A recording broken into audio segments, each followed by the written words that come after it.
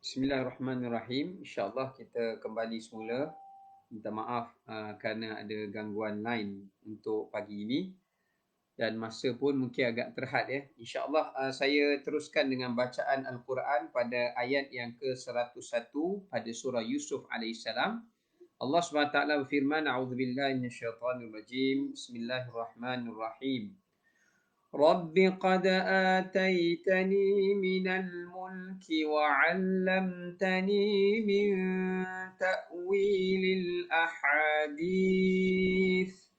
فاطر السماوات والأرض أنت ولي في الدنيا والآخرة توفني مسلما وألحقني بالصالحين ذلك من أنباء الغيب نوحيه إليك وما كنت لديهم إذ أجمعوا أمرهم وهم يمكرون وما أكثر الناس ولو حرصت بمؤمنين. Baik, sadaqallah. Daripada ayat yang kita bacakan tadi, kita lihat terlebih dahulu intisari pada ayat yang ke-101 ya. Kita lihat apa yang tajuk berkenaan ayat 101 berkenaan dengan terjemahannya. Allah SWT berfirman dengan mafhumnya, berdoanya dan berkatanya Nabi Yusuf alaihissalam, wahai Tuhanku, sesungguhnya engkau telah mengurniakan daku sebahagian daripada kekuasaan, yakni jawatan dan pemerintahan, dan engkau telah mengajarkan kepada aku sebahagian daripada ilmu untuk aku dapat menafsirkan mimpi, yakni takwil mimpi dan ta'bir mimpi. Wahai Tuhan yang menciptakan langit dan bumi, engkau penguasa dan pelindung bagiku di dunia dan di akhirat. Maka sempurnakanlah, yakni matikanlah ajalku, kematianku dalam keadaan Islam, dan hubungkanlah daku, yakni pertemukanlah daku, tempatkanlah daku bersama di kalangan orang-orang yang saleh. Baik. Pada ayat 101 ini menjelaskan kepada kita berkenaan dengan permintaan Nabi Yusuf alaihissalam apabila baginda menjelang kepada penghujung usia baginda. Atau setengah para mufassirin menyebutkan permintaan Nabi Yusuf alaihissalam apabila tak kala baginda telah pun mendapat segala kemuncak kenikmatan dalam kehidupan baginda alaihissalam. Jadi dekat sini kita akan bahaskan berkenaan dengan penelitian tadabbur kita pada ayat yang ke-101 insya-Allah. Baik, disebutkan di sini yang pertama sekali iaitu berbicara kepada kita tentang ada 4 nikmat. Pada ayat 101 menerangkan kepada kita tentang 4 kenikmatan yang telah Allah Subhanahu Wa Taala anugerahkan kepada baginda Nabi Yusuf alaihissalam. 2 nikmat itu adalah nikmat yang datang daripada dunia yang Allah berikan, dan 2 nikmat lagi pula adalah nikmat yang Allah kurniakan kepada baginda pada hari akhirat kelak. Menerusi pada ayat 101 ini, kita cuba perhatikan pada firman Allah Subhanahu Wa Taala, apakah 2 nikmat di dunia itu dan apakah pula 2 nikmat di hari akhirat tersebut. Yang pertama kita lihat berkenaan dengan nikmat yang pertama yang Allah anugerahkan kepada baginda Nabi Yusuf alaihissalam, iaitu nikmat kekuasaan dan kedudukan. Nikmat kekuasaan dan kedudukan. Kita perhatikan pada ayat 101 yang mana baginda Nabi Yusuf menyebut ataitani minal mulk. Engkau telah menganugerahkan kepada aku sebahagian daripada kuasa dan kerajaan. cantik bahasa Quran ya. Nabi Yusuf tidak mengatakan ataitani al-mulk, tetapi Nabi Yusuf menyebutkan ataitani minal mulk. Maknanya Allah telah menganugerahkan kepada baginda Nabi Yusuf alaihissalam sebahagian daripada kuasa, kedudukan dan kemuliaan dan ketinggian darjat di dunia ini.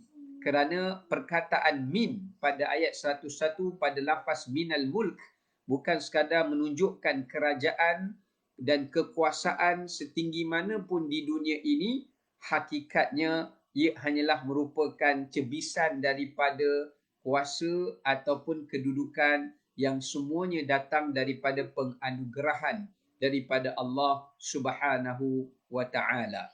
Menunjukkan kepada kita para penonton yang saya kasih rahmati oleh Allah Subhanahu wa taala sekalian, iaitu menggambarkan pada kita pengajaran yang pertama daripada tadabbur, yang empunya kuasa, yang empunya kerajaan dan yang maha berkuasa itu, yang daripadanya datangnya kuasa dan diberikan padanya akan kerajaan adalah Allah Jalla wa'ala. Huwa malikul muluk. Dia adalah raja bagi segalian raja. Sebab itu kita lihat dalam surah Ali Imran, Allah Subhanahu wa taala berfirman, Qulillahumma malikal mulki tu'til mulka man tasha' wa tanzi'ul mulka mimman tasha' wa tu'izzu man tasha' wa tudhillu man tasha' biyadikal khair innaka ala kulli syai'in qadir. Katakanlah wahai Muhammad bahwasanya Allahumma malikal mulk, Allah lah raja bagi segala kerajaan, dan ia memberikan kekuasaan dan kerajaan kepada sesiapa yang dia kendaki, dan ia mengambilnya pula daripada sesiapa yang dia kendaki, dan dia memuliakan sesiapa yang ia kendaki, dan ia menghinakan sesiapa yang dia kendaki, kerana sesungguhnya bagi engkau lah ya Allah, atas segala setiap sesuatu engkau maha berkuasa padanya. Di sini memahamkan pada kita, bila Nabi Yusuf AS dapat dipertemukan dengan ayahandanya Nabi Yaqub AS, dipertemukan dengan ibu saudaranya, dipertemukan dengan abang-abang dan juga ahli keluarganya yang semuanya berjumlah 93 orang, yang hampir mencecah 100 orang, Nabi Yusuf mengkhabarkan kepada mereka bagaimana asalnya Nabi Yusuf AS hidup dalam keadaan terbuang. Baginda dibuang dan dipisahkan daripada keluarganya, ayahnya dan daripada adik kandungnya Bunyamin oleh perancangan makar yang telah dilakukan oleh abang-abangnya, sehinggalah ia dilemparkan ke dalam perigi, dan kemudiannya beliau pula telah dijual kepada pihak orang-orang yang bermusafir di situ, dan akhirnya Allah memberikan ke penghujung pengakhiran hidup baginda dikurniakan kerajaan dan kekuasaan di sisi Allah Subhanahu wa taala, iaitu menjadi antara penguasa yang berkuasa di bumi Mesir sebagai mereka yang mendapat jawatan kedudukan yang tinggi. Baik, itu yang pertama. Maknanya dekat sini kalau kita lihat antara nikmat yang Allah beri kepada kita, iaitu apabila Allah memberikan kepada kita rezeki. Daripada rezeki kita berasal daripada tidak dikenali, kita lahir dalam keadaan tiada apa-apa di sisi kita dan orang pun tidak mengenali kita, sehinggalah Allah memberi kemuliaan dan kedudukan kepada kita dengan Allah Subhanahu wa taala mengurniakan pada kita rezeki melalui pendapatan, dan juga mengurniakan juga kepada kita dengan memberikan pada kita pangkat, kedudukan, darjat, seperti mana setiap di kalangan kita yang hidup di atas muka bumi ini. Kalau kita renungkan berdasarkan pada surah Al-Insan, yang mana Allah Subhanahu wa taala berfirman pada ayat yang pertama, hal ata 'alal insani hinum minad dahri lam yakun syai'an madhkura. Allah berfirman, hal ata, tidakkah telah datang kepada manusia itu tentang satu ketika waktu dalam beberapa waktu dalam kehidupan mereka, lam yakun syai'an madhkura. Allah menyebut manusia ini pernah dalam satu tempoh mereka ni tidak ada apa-apa nilaiannya. Mereka ini tidak dikenali, tidak disebut dan tidak diingati.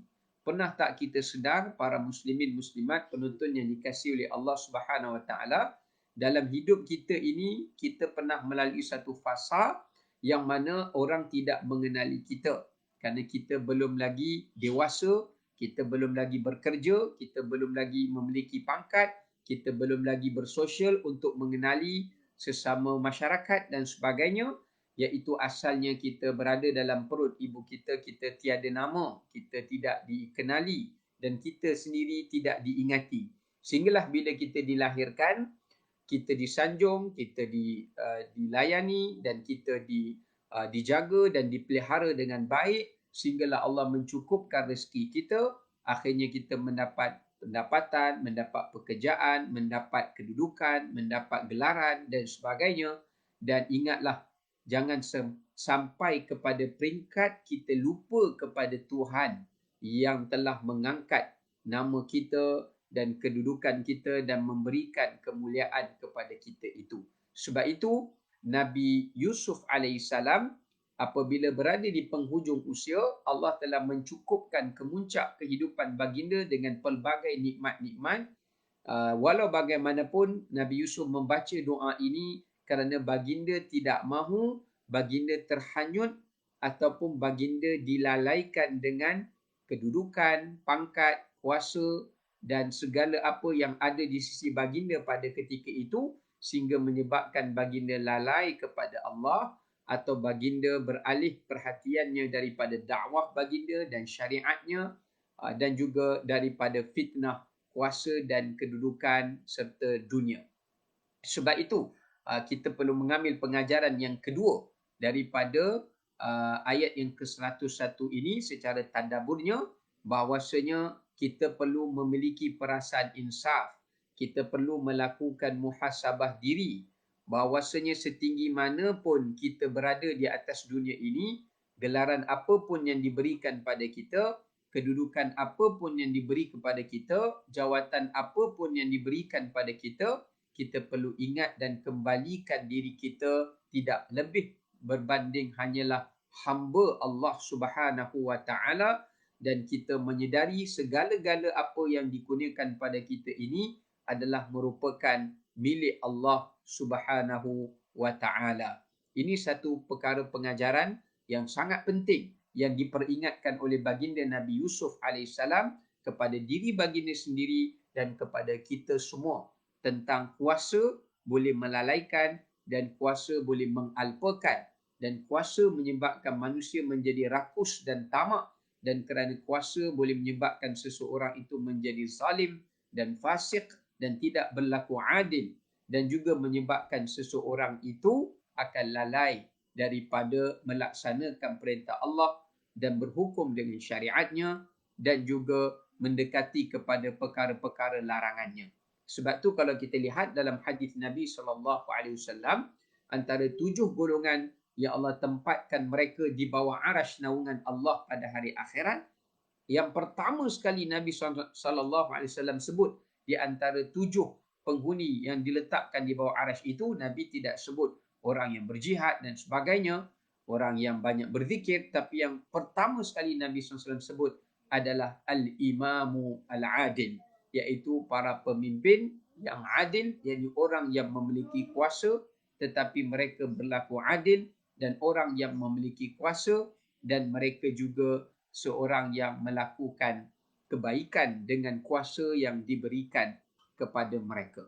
Sebab tu kita perlu ingat, kuasa boleh membawa kita menuju kepada pintu neraka Allah. Dalam masa yang sama, kuasa juga boleh mendekatkan kita untuk menuju kepada pintu syurga Allah Subhanahu Wa Taala. Demikian jawatan kita, demikian kedudukan pangkat yang Allah berikan kepada kita.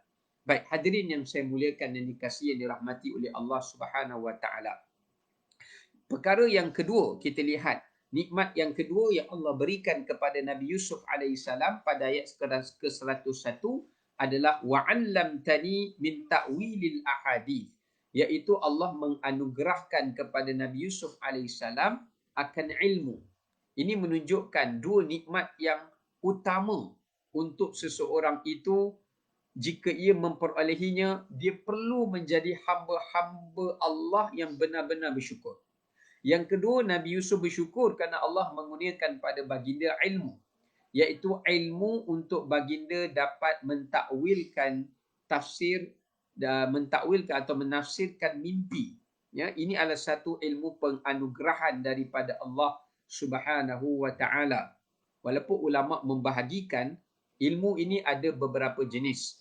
Yang pertama disebutkan al-ilmu al-muktasab, iaitu ilmu yang kita dapat memperolehinya dengan kita belajar, dengan kita usaha. Yang disebutkan innamal ilma bitta'allum, innamal ilmu bitta'allum. Sesungguhnya ilmu itu adalah dengan kita mempelajarinya. Ini al-ilmu al-muktasab. Ilmu yang kita boleh belajar, bila kita belajar maka kita akan dapat ilmu ini. Yang keduanya ada yang disebutkan juga sebagai al-ilmu al-mauhub, iaitu ilmu yang Allah anugerahkan secara penganugerahan. Setengah di kalangan sufi menyebutkan ia sebagai ilmu ladunni. Maknanya ilmu ni anugerah Allah. Allah beri sebagai satu karamah, Allah beri sebagai satu kemuliaan kepada seseorang itu yang dikehendaki oleh Allah Subhanahu wa taala. Ya.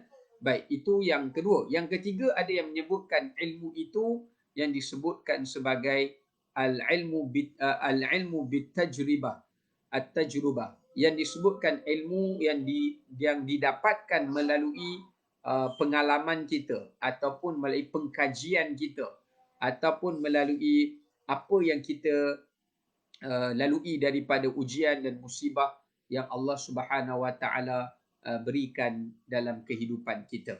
Ya. Jadi dekat sini Nabi Yusuf alaihissalam mengajarkan kepada kita suatu perkara yang sangat penting. Antara ilmu yang kita perlu, antara nikmat yang perlu kita syukuri adalah bila Allah menganugerahkan kepada kita ilmu. Nak menunjukkan betapa pentingnya ilmu itu. Ya. Dan ada sebahagian ulama mengatakan ilmu ini ada dua. Satu al-ilmu fil lisan, yang kedua al-ilmu fil qalb. Ilmu pada hati, satu lagi ilmu pada lisan. Ini pembahagian oleh Imam Al-Ghazali. Ilmu pada hati adalah merujukkan kepada ilmu yang bila kita belajar, ilmu itu membersihkan jiwa kita. Bila kita belajar, ilmu itu menambahkan kefahaman dalam diri kita. Ilmu tu bila kita belajar, dia menatijahkan kita beramal dengan ilmu tersebut.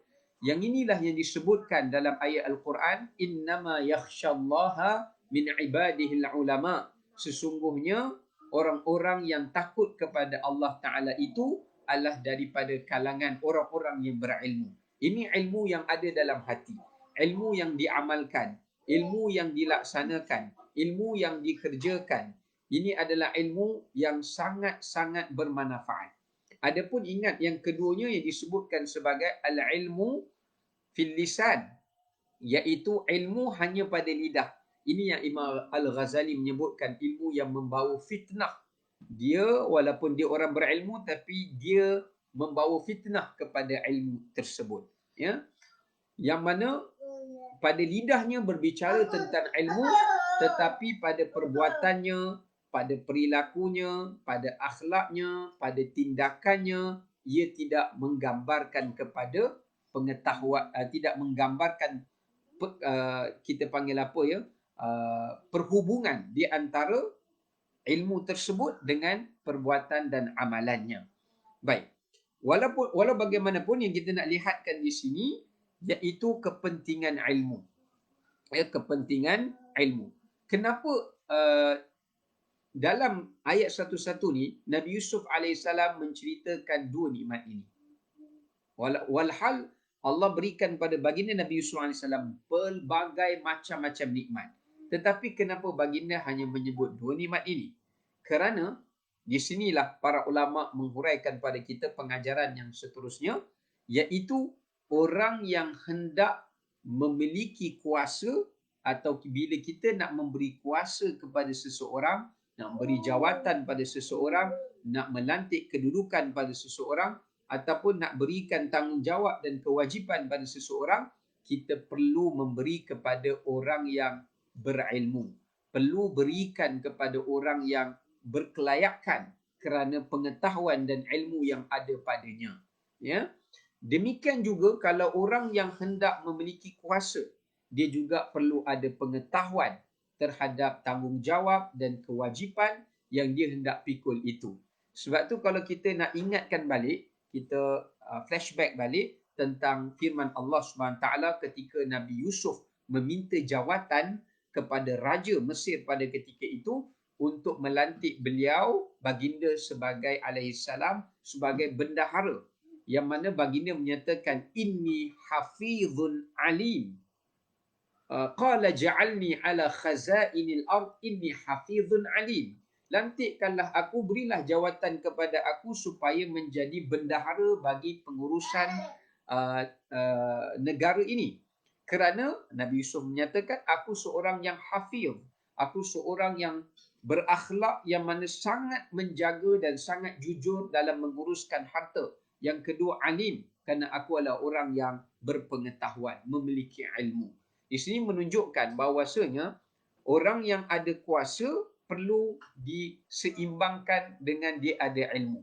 Dan orang yang berilmu itu dia juga perlukan kuasa untuk mengembangkan dakwahnya dan mengembangkan ilmunya.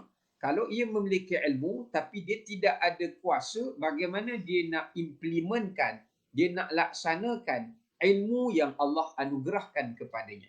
Sebab itu daripada pengajaran kenapa Nabi Yusuf sebut tentang dua nikmat ini yang baginda sangat syukuri kepada Allah Subhanahu Wa Taala, kerana baginda seorang rasul, seorang nabi. Baginda berdakwah, baginda menyebarkan syariat baginda, baginda menyampaikan risalah baginda. Tetapi kalau sekadar baginda menyampaikan risalah, menyampaikan dakwah baginda, tapi kalau baginda tidak ada kuasa, maka baginda akan ditindas, dakwah baginda akan ditolak. Sebab itu bila baginda memiliki kuasa dan kedudukan, baginda boleh mengembangkan dakwah baginda itu menjadi lebih luas dan baginda boleh laksanakan apa yang telah Allah wahyukan daripada syariat baginda itu untuk dilakukan oleh para masyarakat dan rakyatnya. Sebab itu kita lihat sebenarnya kisah yang Allah ceritakan, kisah Nabi Yusuf kepada Nabi SAW ni memberi satu semangat kepada Nabi Muhammad SAW, yang mana Nabi Muhammad SAW faham. Sebab tu kita tengok bila Nabi mulakan dakwah di Mekah tapi dakwah baginda ditentang, baginda beralih strategi untuk berdakwah di Madinah supaya jika penduduk Madinah menerima dakwah Nabi SAW, bila Nabi mendapatkan kuasa di Madinah, bukan Nabi nakkan kuasa, tapi Nabi nakkan kuasa itu dengan tujuan yang diperintahkan oleh Allah untuk mengembangkan dakwah baginda, risalah baginda, syariat baginda. Dan kita lihat bila baginda berjaya membina kerajaan Madinah, baginda dapat menyebarkan Islam itu dengan lebih luas dan dapat difahami Islam itu sebagai satu contoh, bukan contoh yang berwatak kepada pribadi Nabi SAW, tapi sebuah contoh negara Islam yang telah pun dibentukkan oleh Nabi SAW. Sebab itu kita kena lihat antara Nabi yang pertama yang telah membina satu contoh kerajaan Islam, satu contoh tauladan kepada negara Islam adalah Nabi Yusuf AS, mendahului Nabi Daud, mendahului Nabi Sulaiman. Dan di sinilah menunjukkan bukan semua para anbiya alaihi wassalatu wassalam Allah memberikan pada mereka kemuliaan dari sudut syariat ditambahi dengan kedudukan di sudut kuasa, melainkan nabi-nabi yang terpilih sahaja, antaranya adalah Nabi Yusuf alaihi salam. Seolah memberi satu isyarat jika Allah pernah memberikan pada Nabi Yusuf alaihi salam kuasa yang menyebabkan baginda dapat mengembangkan dakwah baginda, Allah Subhanahu wa taala juga boleh berkuasa memberikan kepada Nabi Muhammad sallallahu alaihi wasallam kedudukan supaya baginda juga dapat mengembangkan syariat dan ajarannya.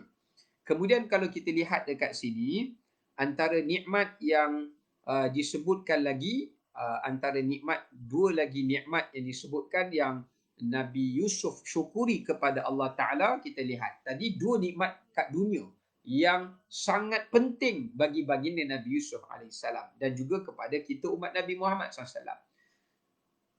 Yang mana kalau kita lihat, kalau kita memiliki jawatan di office, di pejabat, kita boleh bentuk anak didik bawah jabatan kita supaya bekerja mengikut cara Islam.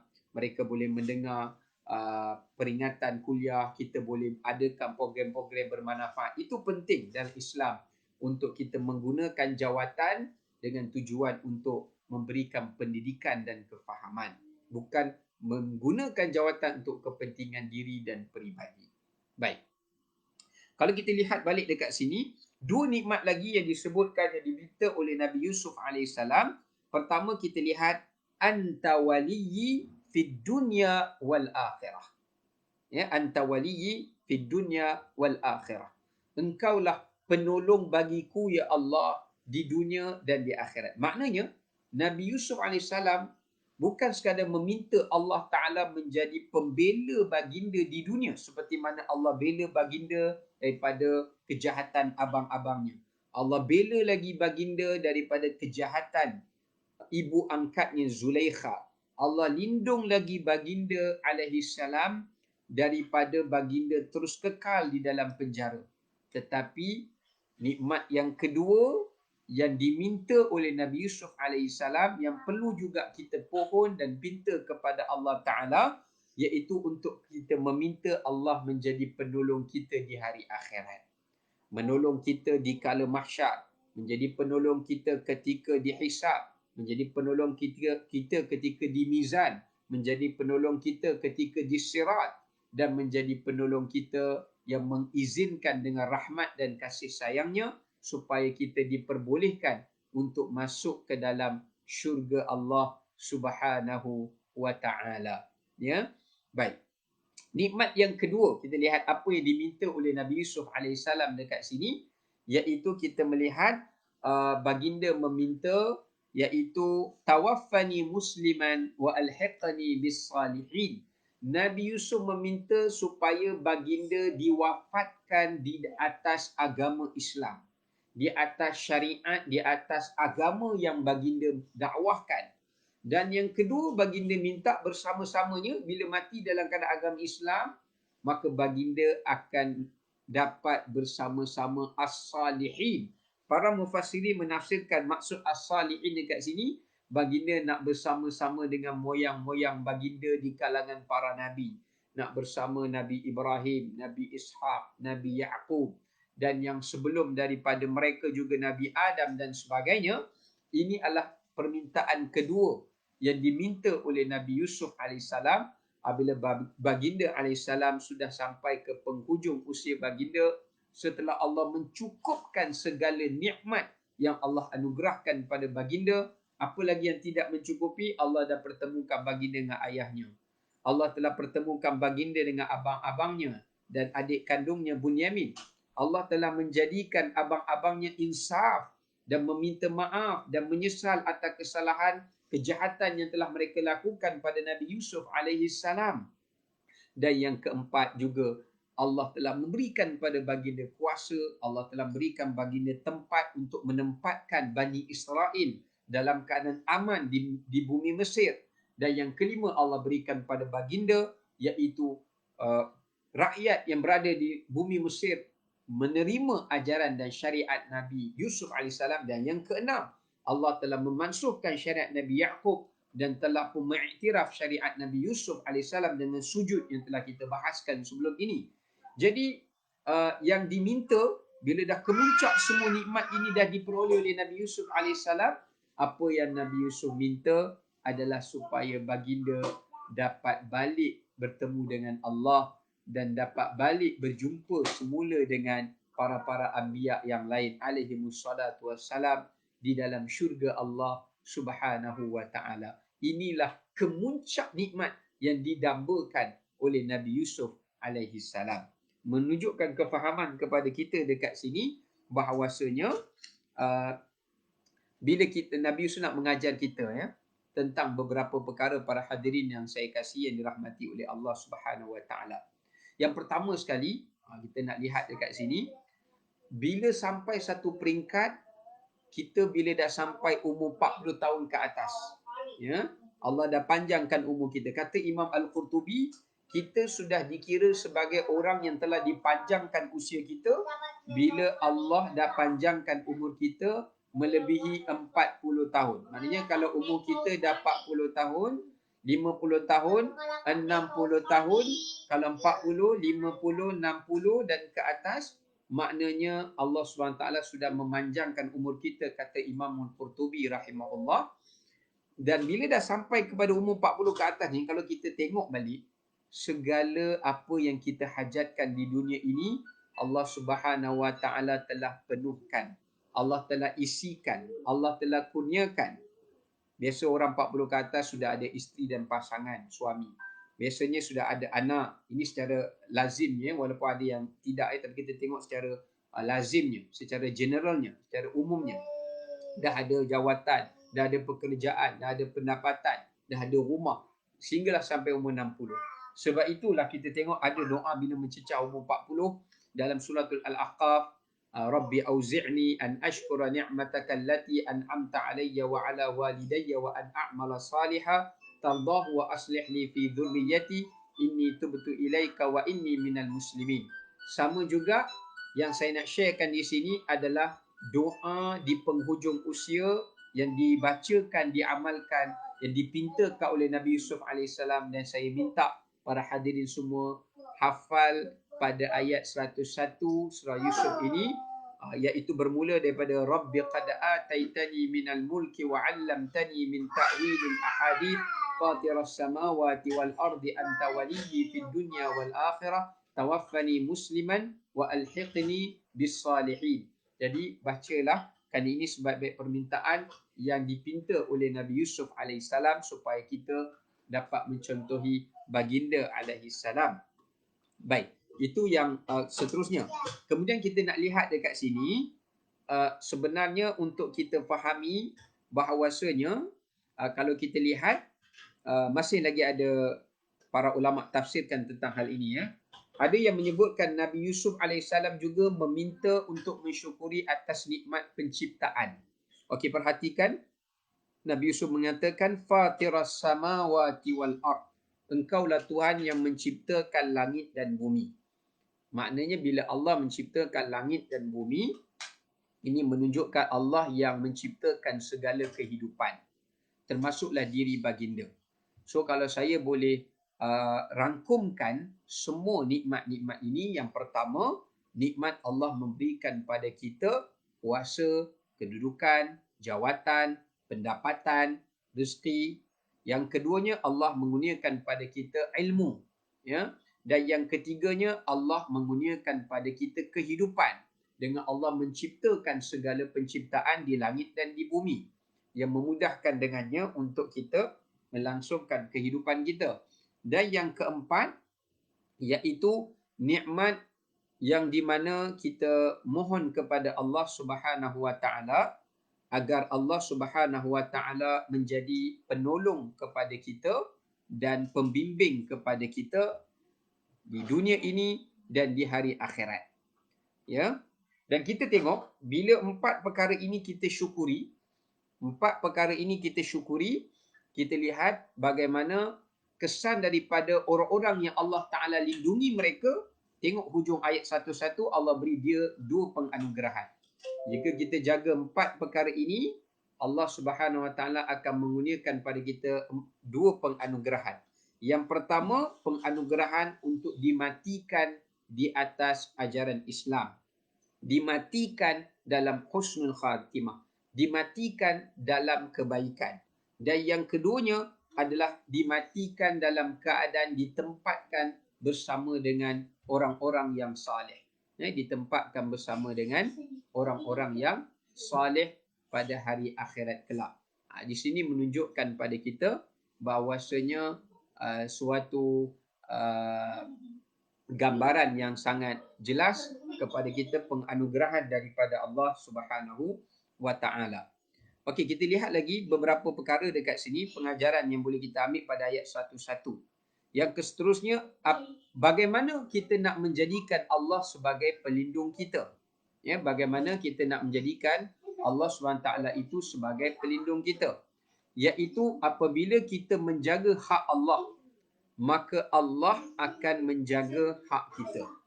Perhatikan, apabila Nabi Yusuf dapat menjaga kuasa dan kedudukan yang Allah anugerahkan pada baginda, maka Allah pelihara baginda daripada fitnah kuasa dan fitnah dunia. Apabila baginda alaihissalam menjaga hak Allah supaya menggunakan ilmu itu dengan baik dan sebagainya, dan mengajarkan dan menyeru kepada kebaikan, maka Allah menganugerahkan dan menjaga baginda supaya baginda dipertemukan dengan para anbiya dan rasul pada hari akhirat kelak. Ini menggambarkan kepada kita bahawasanya selaras dengan hadis Nabi SAW yang mana Nabi bersabda, ihfazillah yahfazka. Jika kamu menjaga hak Allah, maka Allah Subhanahu wa taala akan menjaga hak kamu. Ihfazillah tajidhu tujahaka. Jagalah hak Allah, nescaya kamu akan mendapati Allah Subhanahu wa taala sentiasa berada di dalam urusan kita. Ya. Baik. Kemudian hadirin yang dirahmati Allah, pengajaran yang seterusnya kita lihat dekat sini, hendaklah kita selalu hidup berdampingan dengan orang saleh. Kita perlu mencari teman yang baik supaya kita mati juga dipertemukan dengan teman yang baik sebagaimana hidup kita bertemankan dengan teman yang baik. Di sini mengajarkan pada kita, jika hidup kita ini kita bertemankan dengan orang-orang yang saleh dan kita dibimbing dan mengikut bimbingan orang-orang yang saleh, maka insya-Allah di hari akhirat kelak kita juga akan dikembalikan untuk bertemu dengan teman kita yang saleh. Inilah yang disebutkan dalam surah At-Tur yang mana Allah Ta'ala berfirman, Allah menyatakan di dalam ayat Al-Quranul Karim, وَالَّذِينَ آمَنُوا وَاتَّبَعَتْهُمْ ذُرِّيَّتُهُمْ بِإِيمَانٍ أَلْحَقْنَا بِهِمْ ذُرِّيَّتَهُمْ وَمَا أَلَتْنَاهُمْ مِنْ عَمَلِهِمْ مِنْ شَيْءٍ كُلُّ امْرِئٍ بِمَا كَسَبَ رَهِينٌ. Orang-orang yang beriman kemudian diikuti selepas daripada mereka keturunan zuriat mereka yang beriman, maka mereka juga akan dipertemukan di hari akhirat dan tidak akan dirosakkan amalan mereka dengan keimanan mereka itu sedikit pun. Samalah juga kita lihat bagaimana dalam hujung ayat 11 ini yang mana Nabi Yusuf AS menyatakan wa alhiqni bis salihin. Kerana Nabi Yusuf sebelum ini hidup atas syariat Nabi Yaqub dan syariat Nabi Ibrahim dan Nabi sebelumnya, maka akhirnya Allah akan pertemukan baginda Nabi Yusuf AS bersama dengan para rasul yang mendahului baginda sebelumnya. Ya. Baik, yang seterusnya kita lihat pengajaran dekat sini juga yang boleh kita ambil. Ulama menyatakan dalam tafsir, Nabi pertama yang meminta kematian kerana merindui bertemu dengan Allah dan merindui untuk bertemu dengan para Nabi dan Rasul sebelum baginda, Nabi pertama sekali yang minta adalah Nabi Yusuf alaihissalam. Ya, tahukah kita Nabi pertama yang minta adalah Nabi Yusuf alaihissalam. Sebab itu kata para mufassirin menyatakan Nabi Yusuf adalah Nabi pertama yang memohon kematian. Sebenarnya minta kematian ini ada hadis Nabi Muhammad SAW larang. Nabi menyatakan bahawasanya la yatamanna ahadukum bil maut. La tatamanna ahadukum bil maut. Atau la tamannauna ahadukum bil maut. Janganlah kalian meminta kematian. Setengah riwayat yang lain menyebutkan, baginda menyatakan jangan kamu meminta mati. Ya. Jangan kamu meminta mati bidurrin asabah, bidurrin nazala bihi ataupun bidurrin asabahu. Janganlah seseorang itu meminta mati disebabkan kerana Allah memberikan kepadanya ujian atau Allah memberikan kepadanya musibah. Ya? Maknanya dalam Islam tidaklah melarang kita meminta kematian itu secara mutlak. Yang Nabi SAW larang kalau kita minta nak mati sebab Allah Ta'ala uji kita sakit, kita tak tahan dengan derita sakit, kita minta nak mati. Atau Allah bagi kita miskin, kita tak tahan ujian kemiskinan, kita nak minta mati. Atau Allah bagi kepada kita apa-apa ujian yang datang atas dasar duniawi, yang bersifat duniawi, kita tak tahan, kita nak minta mati. Yang tu yang dilarang. Tetapi ada beberapa tempat yang Islam membenarkan kita minta mati. Contoh dalam hadis Nabi sebut takkan berlakunya hari kiamat sehinggalah seseorang itu dia tengok saudaranya yang telah mati meninggal dunia, lalu dia berharap supaya dia mati seperti matinya saudaranya itu. Ini boleh. Contoh kita tengok sahabat kita terkorban dalam jihad, mati fisabilillah dalam medan peperangan jihad. Jadi kita pun minta kepada Allah Ta'ala supaya kita mati dalam keadaan fisabilillah jihad juga. Itu boleh. Ya. Contoh kalau tengok dalam surah Maryam, yang mana Maryam sendiri alaihissalam juga minta, ya laitani mittu qabla hadha wa kuntu nasyan mansiya. Alangkah baiknya jika aku mati sebelum ini supaya aku dilupakan.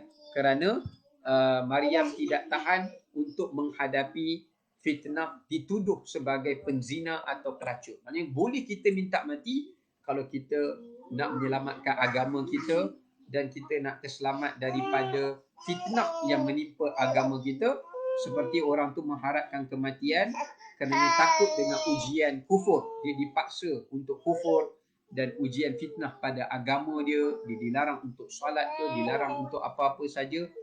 Maka boleh seseorang tu mengharapkan kematian. Dan seterusnya juga boleh seseorang tu mengharapkan kematian jika dia ingin kembali dan merindui Allah Subhanahu Wa Taala. Kerana dalam hadis Nabi SAW menyebutkan, man ahabba liqa Allah ahabballahu liqa'uh. Wa man kariha liqa Allah karihallahu liqa'ahu. Siapa yang cinta nak bertemu dengan Allah, Allah bercinta nak bertemu dengan dia. Siapa yang tak suka untuk bertemu dengan Allah, maka Allah juga tidak suka untuk bertemu dengannya. Maksud dekat sini, seperti mana kita tengok masa Nabi SAW nak wafat, apa yang Nabi minta? Nabi kata, Allahumma birrafiqil a'la. Allahumma birrafiqil a'la. Masa malaikat datang memberi pilihan kepada Rasulullah SAW, sama ada baginda nak balik bertemu Allah atau baginda nak terus hidup kekal dekat dunia ini, maka Nabi SAW memilih untuk kembali bertemu dengan Allah Subhanahu Wa Ta'ala. Di sini menunjukkan kepada kita bahawasanya demikian juga hal yang sama yang dilakukan oleh Nabi Yusuf AS. Nabi Yusuf, Nabi yang pertama, Rasul pertama yang minta rindu nak bertemu dengan Allah, minta nak kembali bertemu dengan Allah Subhanahu Wa Ta'ala dan balik nak bertemu dengan para nabi-nabi yang lain alaihimussalatu wassalam. Ya, baik. Maknanya boleh. Cuma yang Nabi larang, jangan kamu mengharapkan kematian dalam sebuah riwayat lain, kerana Nabi katalah riwayat An-Nasai, kerana kamu tidak tahu bila kamu mati maka terputuslah kamu daripada amal. Sedangkan kita semua tak tahu amalan kita ni sudah mencukupi ataupun tidak, ya, untuk membawa kita ke syurga Allah Subhanahu Wa Ta'ala. Kemudian kita lihat dekat sini bahawasanya disebutkan ini kata-kata yang dinukilkan daripada satu riwayat yang dinukilkan daripada Sufyan Ats-Tsauri, ya, rahimahullah. Beliau mengatakan ada 3 orang yang meminta mati. Ya, 3 orang yang meminta kematian. Pertama, orang yang minta mati itu kerana dia adalah orang yang jahil.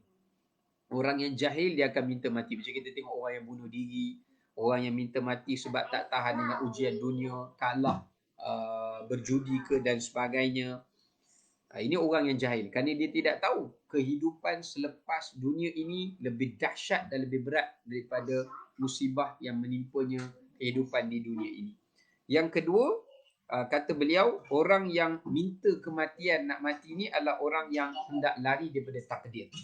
Biasanya orang yang tak tahan dengan ujian Allah, orang yang tak tahan dengan musibah daripada Allah, dia akan minta kematian. Maknanya dia cuba anggap dengan mati itu adalah sebagai penyelesaian supaya dia boleh keluar pada takdir Allah Ta'ala. Sedangkan dia terlupa dia masuk dalam takdir yang lain, iaitu di dalam alam barzakh dan alam akhirat. Yang ketiga, orang yang meminta mati. 2 yang pertama tu orang minta mati yang tak baik. Tapi yang ketiga ni yang baik, yang beliau kata orang yang meminta mati kerana dia rindukan Allah Ta'ala dan merindui orang-orang yang saleh yang mendahului mereka dan mengharapkan mereka dimatikan seperti mana telah dimatikan orang-orang yang saleh yang sebelum daripada mereka. Ya, ini menunjukkan kata-kata beliau sebagai pengajaran yang boleh kita ambil dekat sini, tak boleh meminta kematian kerana ujian dunia atau kerana kejahilan atau kerana ingin lari daripada takdir, ya. Tapi kalau rindu pada Allah, nak elakkan fitnah pada agama, ataupun dia minta mati supaya mati dalam kebaikan, ya Allah matikanlah aku dalam menuntut ilmu ke, dalam keadaan apa, maka itu boleh, ya. Dan minta mati kerana takut kepada fitnah dunia, ya, kerana kejahatan dan sebagainya, ya. Baik. Dan kemudian kita lihat dekat sini, kita lihat juga ada beberapa pengajaran pada ayat 1:1 ni, sangat banyak pengajaran dia, ya. Okey, kita lihat dekat sini ada satu riwayat dalam tafsir menyebutkan, ya, abang-abang Nabi Yusuf alaihissalam, abang-abang Nabi Yusuf pernah cakap sesama mereka, sesama abang-abang mereka, mereka kata masa tu mereka dah insaf dah, ya, mereka duduk sama mereka dah jumpa Nabi Yusuf, dah sujud apa semua ni, mereka jumpa sama mereka dan lantas mereka berkata, apa yang kita dah buat selama ni. Mereka cakap sesama mereka lah, apa yang kita dah buat selama ini, yang kita rancangkan pada Yusuf lah, itulah apa semua, ya. Akhirnya juga apa yang kita usahakan dulu, pengakhirannya juga Allah telah temukan ayah kita dengan Yusuf. Kita niat nak asingkan, tapi Allah temukan.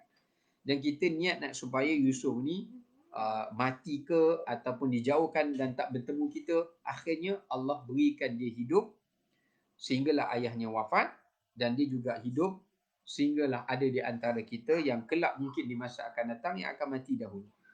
Dan salah seorang daripada abang-abang Nabi Yusuf tu berkata apa? Sebenarnya kita berbuat perkara-perkara kejahatan atas rancangan-rancangan ini kerana kita terpedaya kepada keampunan Allah dengan melekakan dan melambatkan taubat. Rupanya ada abang-abang Nabi Yusuf masa mereka rancang nak pisahkan Nabi Yusuf dulu, atau niat nak bunuh Nabi Yusuf dulu, ataupun nak jauhkan Nabi Yusuf dulu, rupanya ada sebahagian mereka yang kata, tak takut ke kalau buat ni? Nanti Allah Ta'ala murka, nanti ayah kita akan tahu, nanti Allah akan hukum kita. Tapi ada sebahagian abang-abang Nabi Yusuf yang tolong redakan kerisauan itu dengan berkata, tak apa. Nanti di hujung nanti, lepas kita buat kesalahan ni, di hujung nanti kita taubat pada Allah, kita minta ampun pada Allah, kita memohon ampun pada Allah, supaya kejahatan yang kita buat sebelum-sebelum ni, Allah Ta'ala akan ampunkan. Nampak? Ini menunjukkan kepada kita peringatan pada ayat 1:1 ini, menggambarkan kepada kita jangan menunda-nundakan taubat. Jangan terpedaya dengan keampunan Allah, diperdayakan, bukan terpedaya. Jangan diperdayakan dengan keampunan Allah oleh iblis yang membisikkan kita demikian, supaya kita lambat dan lewat untuk memohon keampunan kepada Allah SWT. Ini kita boleh lihat dalam firman Allah dalam surah Al-Infitar. Allah sendiri yang berikan peringatan pada kita. Melalui firman Allah Subhanahu Wa Taala, Ya ayyuhal insanu ma gharraka bi rabbikal karim. Wahai manusia, kata Allah, apa yang menyebabkan engkau terpedaya dengan sifat Tuhanmu yang maha pemberi. Ini menunjukkan kepada kita, oleh kerana Allah maha kaya, Allah memberikan segala-galanya.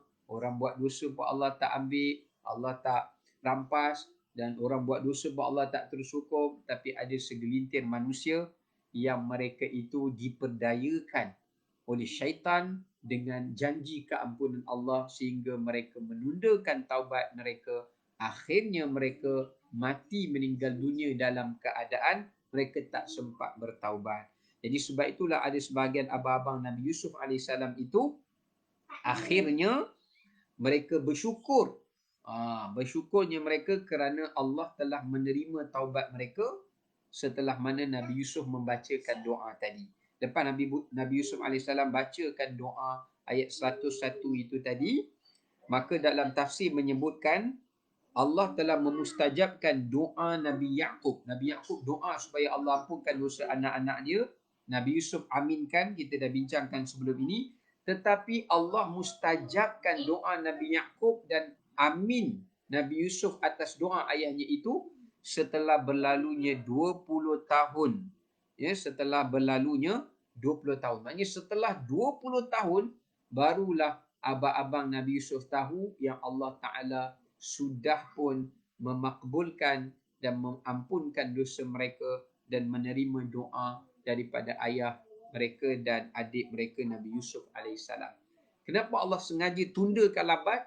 Sebagai hukuman Allah Ta'ala kepada abang-abang Nabi Yusuf kerana mereka suka untuk menunda-nundakan taubat dan istighfar. Ya, sebab itu jangan kita mempermainkan Allah.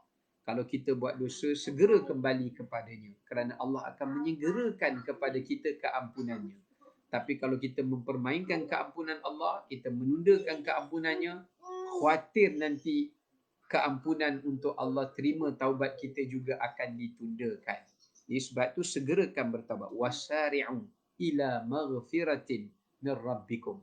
Allah dah sebut dah, bersegeralah kamu untuk memohon keampunan pada Tuhan kamu. Dalam ayat yang lain Allah sebut sabiqu ila maghfiratin min rabbikum. Berlumba-lumbalah kamu mengejar untuk mendapatkan keampunan daripada Tuhan kamu. Dan kemudian yang pengajaran yang seterusnya yang boleh kita ambil, jangan berputus asa daripada memohon keampunan rahmat Allah. Ya, sebab itu abang-abang Nabi Yusuf kata, jika kita bunuh Yusuf pun, katakanlah kalau hari itu Allah izinkan kita bunuh Yusuf dan kita tundakan taubat kita ni, nescaya kita sudah menjadi ahli neraka yang kekal dalam neraka. Jadi abang-abang Nabi Yusuf masa sambil duduk tu mereka muhasabah, mereka bersyukur kerana mereka tak jadi bunuh Nabi Yusuf dan Allah pelihara Nabi Yusuf sebagai asbab untuk mereka tak kekal jadi ahli neraka, sebaliknya sebagai asbab untuk mereka diterima taubat walaupun setelah 20 tahun. Menunjukkan kepada kita dekat sini bahawasanya jangan berputus asa daripada memohon keampunan pada Allah walaupun selama 20 tahun. Nak menunjukkan abang-abang Nabi Yusuf sentiasa berdoa kepada Allah, ampunlah dosa kami ya Allah, ampunkanlah dosa kami ya Allah, ampunkanlah dosa kami ya Allah. Dan tak putus asa minta pada ayah mereka juga tolong doa untuk mereka. Selama 20 tahun setelah itu baru Allah terima taubat mereka. Ini menunjukkan mereka tetap bersyukur dan seronok kerana Allah telah mengampunkan mereka walaupun mereka berdoa bersungguh-sungguh selama 20 tahun lamanya.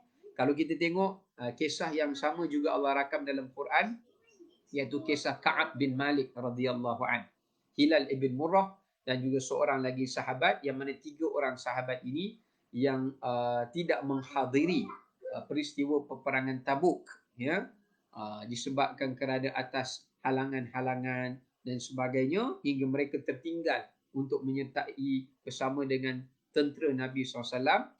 Dan setelah Nabi pulang, Allah perintahkan Rasulullah SAW supaya memulaukan dan memboikot Ka'ab bin Malik dan 2 orang sahabat ini selama 50 hari. Bayangkan Ka'ab bin Malik, dalam Quran Allah rakamkan wa 'ala thalathati alladhina khulifu hatta idza daqat 'alaihimul ardu bima rahibat. 3 orang yang beriman itu walaupun duduk kat Madinah, Madinah tu luas tapi mereka rasa hidup sempit sebab Rasulullah SAW tak tegur mereka, sahabat-sahabat lain tak cakap dengan mereka. 10 hari ditambah pula supaya keluarga mereka juga tidak bercakap dengan mereka. Hingga mereka rasa sempit hidup ini. Dan akhirnya setelah 50 hari berlalu, lama 50 hari, sebulan lebih ya, barulah turunnya ayat Quran. Allah terima dan Allah ampunkan apa yang telah mereka lakukan. Subhanallah. Bayangkan para penonton yang dikasihi Allah. Ini Allah beri kepada seorang sahabat, Ka'ab bin Malik, seorang sahabat yang sangat disayangi, dicintai oleh Nabi SAW. Nabi sayang dia.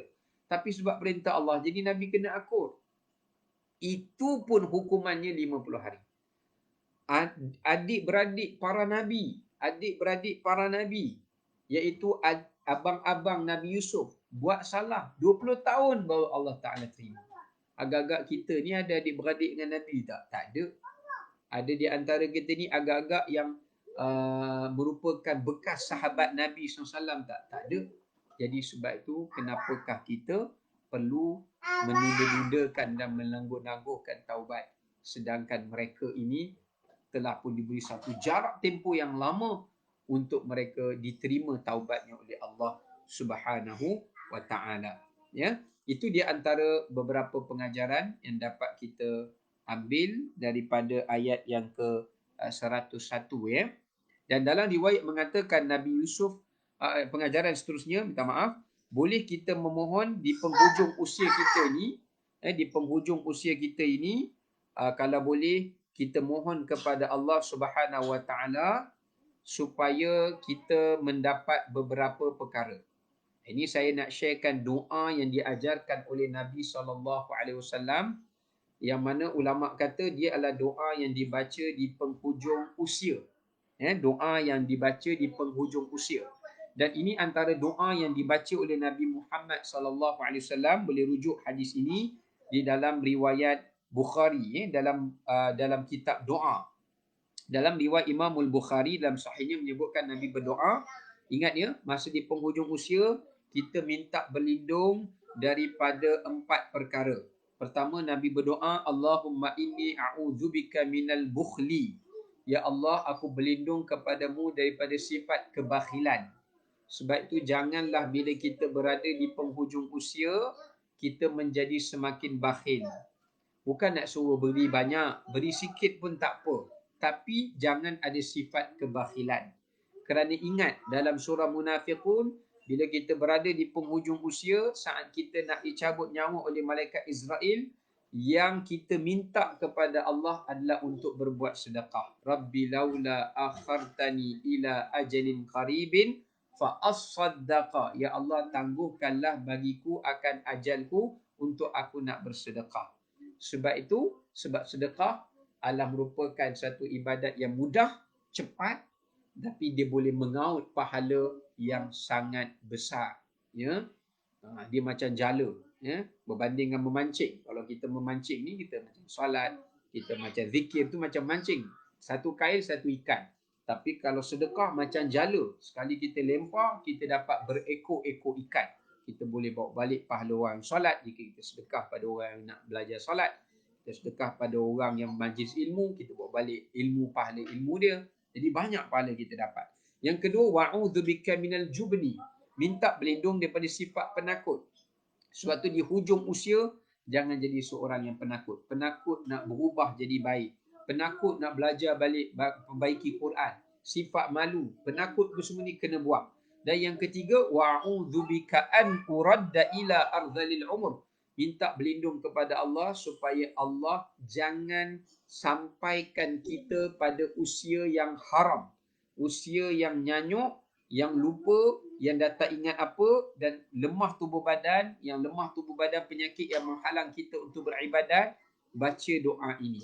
Nabi sendiri baca apabila berada di penghujung usia. Ya Allah, aku memohon perlindungan padamu daripada aku dikembalikan pada umur penghinaan. Apa maksud umur penghinaan? Di hujung usia, akal dah tidak, nyanyuk dah, tak ingat apa dah. Nombor 2, badan dah tak boleh buat amalan dah. Dah tak boleh ingat apa dah. Tak boleh buat apa-apa kebaikan dah. Ya, bahkan kita pula menyusahkan orang lain. Ya, menjadi beban kepada orang lain. Ini doa yang dianjur oleh Nabi SAW. Kemudian, wa'udzubika min fitnatid dunya. Dan aku berlindung padamu ya Allah daripada fitnah dunia. Sebab kadang-kadang setengah orang Allah uji di hujung usia dia, dia masih terpalit dengan kecintaan dunia, masih sibuk dengan kemaksiatan, masih lupa kepada kematian yang Nabi sebut penyakit wahan. Ya, penyakit wahan, hubbud dunya wa karahiyatul maut. Cinta kepada dunia dan benci kepada kematian. Ini kalau kita minta supaya tidak terpalit dengan fitnah dunia. Ya, fitnah wanita pun fitnah dunia, fitnah pangkat pun fitnah dunia, fitnah kuasa pun fitnah dunia dan seumpama dengannya. Jahil, kekal dalam kejahilan pun fitnah dunia. Dan yang seterusnya Nabi mengajar kita berdoa, wa'udzubika min azabil qabr. Dan aku berlindung kepadamu ya Allah daripada azab kubur. Ya, daripada azab kubur dan fitnah kubur, iaitu seksaan dalam kubur, soalan-soalan kubur dan yang seumpama dengannya. Dan di sini menunjukkan pada kita, kita berada di penghujung usia, kita disarankan meminta doa agar dimatikan dalam kebaikan. Dan doa 3 benda ya. Doa minta mati dalam keadaan berbuat amal yang baik. Kemudian doa supaya dimatikan dalam keimanan dan atas agama Islam. Seperti mana kita tengok dalam surah Yusuf ayat 101 di hujung tadi. Tawaffani musliman. Yang ketiga, doa supaya kita didampingkan selepas kematian kita ini untuk kita bersama-sama dengan para nabi, para salihin dan juga dengan orang-orang yang saleh, yang sebelum daripada kita, teman-teman kita itu. Contoh ya, saya sebut dekat sini, antara doa yang terakhir juga dibaca oleh Nabi SAW, selain pada doa yang pertama tadi saya share, antara doa ketika menjelang wafat, Nabi berdoa, Allahumma ahyini muslimin wa tawaffani muslimin wa alhiqni bis salihin. Yang mana Allah SWT, yang mana Nabi SAW berdoa, Allahumma ahyini muslimin. Ya Allah, ya Tuhanku, hidupkanlah aku sebagai orang Islam. Ya Allah, hidupkanlah aku sebagai orang Islam dan matikanlah aku di dalam agama Islam dan dampingkanlah aku bersama dengan orang-orang yang saleh. Ya, ini doa Nabi juga dalam setengah riwayat, iaitu riwayat Al-Bazzar, yang mana Nabi SAW membacakan doa ini selain daripada doa Allahumma birrafiqil a'la. Ya Allah, aku nak balik bertemu dengan kekasihku yang paling tertinggi. Ya. Kemudian kalau kita tengok sikit sebagai penutup, dalam tafsir mengatakan Nabi Yusuf wafat di Mesir. Ya. Jadi bila orang berebut nak kebumikan Nabi Yusuf, ada yang suruh kebumi kat sini, akhirnya dalam riwayat Israiliyat mengatakan baginda dikebumikan dalam sungai Nil. Akhirnya bila zaman Nabi Musa AS, Nabi Musa ambil balik jenazah Nabi Yusuf AS dan bawa balik ke Syam dan kebumikan di bumi Syam. Sebab orang-orang pakat berebut nak kebumikan Nabi Yusuf di rumah-rumah mereka, tapi nak elakkan perbalahan, kebumikan di sungai Nil. Itu dalam riwayat Israiliyat lah. Dan Nabi Yusuf wafat mengikut riwayat mengatakan pada usia baginda 107 tahun. Ya, umur Nabi Yusuf 107 tahun, 17 tahun baginda berada dalam perigi, 80 tahun umur baginda duduk dalam penjara, dan baginda hanya duduk sempat bertemu dengan ayahnya dan abang-abangnya sebelum kewafatan baginda selama 23 tahun. Tapi ada pula riwayat yang lain menyebutkan umur Nabi Yusuf 120 tahun. Ya. Riwayat yang lain menyebutkan umur Nabi Yusuf AS 120 tahun. Ya. Ada satu riwayat yang saya nak sebut dekat sini sebagai penutupnya. Apabila seseorang itu berada di penghujung usia, dalam hadis ya, Nabi SAW sebut dia akan diuji dengan dua ujian. Ya, Nabi kata bila meningkatnya umur anak Adam, dia akan mendapat dua ujian. Ada dua benda yang meningkat bersama-sama dengan usia dan umurnya. Jadi kena berwaspada ya, dua benda ini. Yang pertama, bila makin bertambah umur, makin panjang umurnya, maka dia akan semakin mencintai kepada harta dan panjang angan-angan dia. So dia tak ingat mati dah. Dia rasa macam dia nak boleh hidup lama lagi kat dunia ni. Dan dia semakin tamak kepada harta dan dunia. Dan yang kedua, iaitu adalah dia semakin melupakan akhirat kerana membencikan kematian. Ya, jadi sebab itu para ulama mengatakan jika sedikitnya hartanya, maka senanglah hisapnya. Jika dia mempersiapkan bekalan untuk akhirat, maka baiklah keimanan dia. Ya, maka baiklah keimanan dia. Ini menunjukkan pada kita pengajaran yang boleh kita ambil pada pagi ini. Sekian saja dahulu. Wassalamualaikum warahmatullahi wabarakatuh.